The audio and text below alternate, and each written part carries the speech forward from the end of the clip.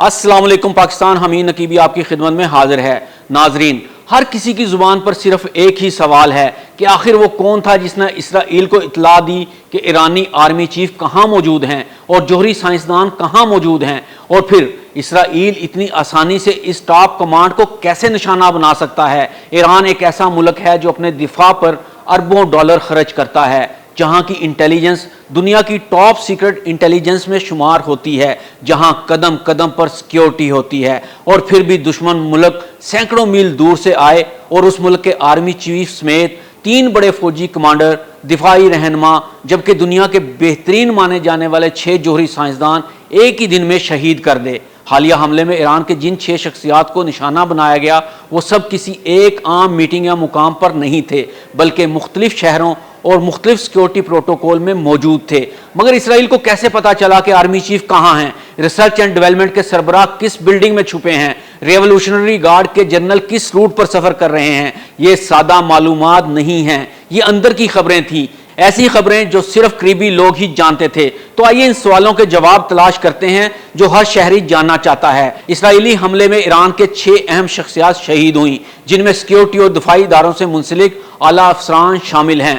یہ حملہ نہ صرف ایک عسکری کارروائی تھا بلکہ ایک انٹیلیجنس آپریشن بھی تھا جس نے دنیا بھر میں سوالات اٹھا دیے۔ اسرائیل کی خفیہ ایجنسی موساد دنیا کی چند سب سے خطرناک انٹیلیجنس ایجنسیوں میں شمار کی جاتی ہے۔ موساد کی خاصیت یہ ہے کہ یہ صرف ٹیکنالوجی پر نہیں بلکہ اندرونی انسانی ذرائع ہیومن انٹیلیجنس پر انحصار کرتی ہے۔ اب ذکر کرتے ہیں کہ موساد کی کچھ معروف کامیابیاں جو وہ ماضی میں صرف انٹیلیجنس کی بیس پر حاصل کر چکی ہے۔ 2020 میں ایران کے جوہری سائنسدان محسن فخری زادہ کو ایران کے اندر نشانہ بنایا گیا۔ 2020 میں قاسم سلیمانی کی لوکیشن تک رسائی حاصل کی اور امریکہ کو اطلاع کر دی گئی۔ 2018 میں تہران میں خفیہ حملے اور فائل چرانے کی کارروائی بھی اسرائیل نے کی۔ تو ناظرین، یہاں سوال یہ پیدا ہوتا ہے کہ کیا ایران کے اپنے لوگ ہی غداری میں ملوث تو نہیں ہیں؟ یہ پہلو سب سے زیادہ حساس اور خطرناک ہے۔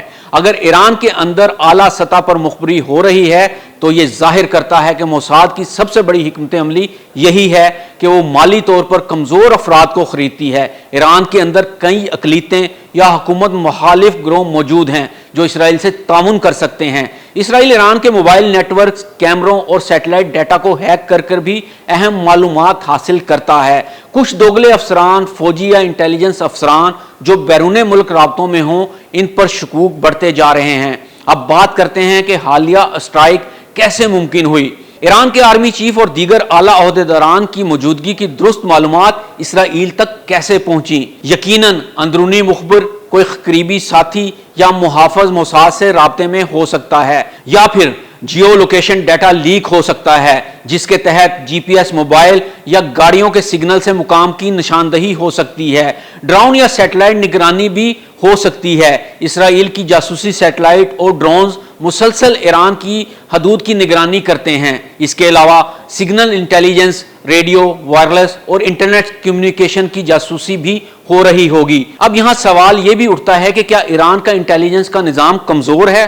نہیں، بالکل نہیں۔ ایران کا انٹیلیجنس کا نظام خطے کا ایک طاقتور ادارہ سمجھا جاتا ہے، لیکن ایسا لگتا ہے کہ موساد نے ایران کے اندر انسانی نیٹ ورک، ہیومن ایسٹس پھیلانے میں کامیابی حاصل کر لی ہے، اور جبکہ یہ ثابت ہو چکا ہے کہ ایران کے اندر سے بھی مخبری ممکن ہے، تو پھر مستقبل میں ایران کو کیا کرنا چاہیے ہوگا؟ ایران کے اندر مزید کلینزنگ آپریشن ہو سکتے ہیں جن میں مخبروں کو بے نقاب کیا جائے گا، سیکیورٹی مزید سخت ہوگی اور اندرونی چھان بین بڑھے گی۔ ایران اسرائیل کے خلاف جوابی حملوں کا بھی اندیا دے سکتا ہے جیسا کہ ماضی میں ہوا۔ ایران اسرائیل کے خلاف بھرپور جوابی حملوں کا اندیا دے چکا ہے۔ ایران میں اسرائیلی حملے صرف عسکری حملے نہیں بلکہ یہ نفسیاتی، انٹیلیجنس اور ٹیکنالوجیکل وارفیئر کا حصہ ہیں، اور اس کا سب سے خطرناک پہلو یہ ہے کہ ایران کے اندر کوئی نہ کوئی اسرائیل کو اندر کی خبریں دے رہا ہے۔